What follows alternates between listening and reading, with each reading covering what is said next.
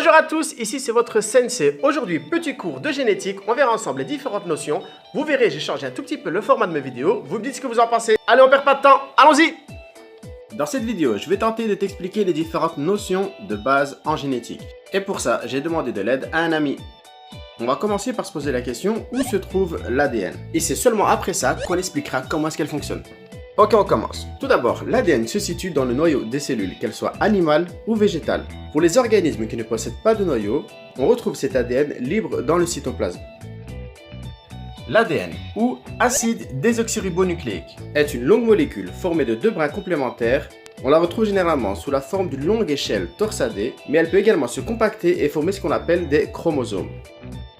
On peut voir ici l'ADN se compacter au moment de la division cellulaire pour former ces chromosomes.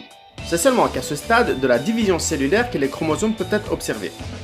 L'être humain possède 46 chromosomes, 23 chromosomes venant du père et 23 chromosomes venant de la mère. On parle alors de chromosomes homologues. On peut classer les différents chromosomes homologues dans ce qu'on appelle un karyotype, afin d'identifier le sexe de l'individu ou alors observer la présence d'une maladie génétique. Et maintenant, comment fonctionne cet ADN ? L'ADN a pour rôle de stocker l'information génétique afin de produire les différentes protéines de notre organisme. Cette information génétique se présente sous la forme d'un code. Ce code génétique est fait d'une succession de nucléotides que seule la cellule peut lire. Ces nucléotides sont l'adénine, la thymine, la cytosine et la guanine.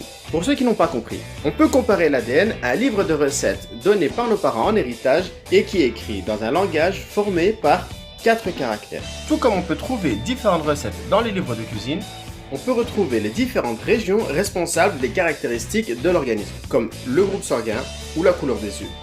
Ces fameuses recettes, ou ces successions de nucléotides, sont appelées gènes. Et hop hop hop hop hop, la vidéo n'est pas terminée. Petit bonus, quelques informations utiles. Tout d'abord, tu as sûrement déjà entendu parler du génome. Il faut savoir en fait que quand on parle du génome, on parle en fait de l'ensemble de tous les gènes d'une cellule. Ensuite, il existe plus de 20 000 gènes dans une molécule d'ADN. Et pour terminer, la taille du génome humain fait plus de 3 milliards de paires de nucléotides.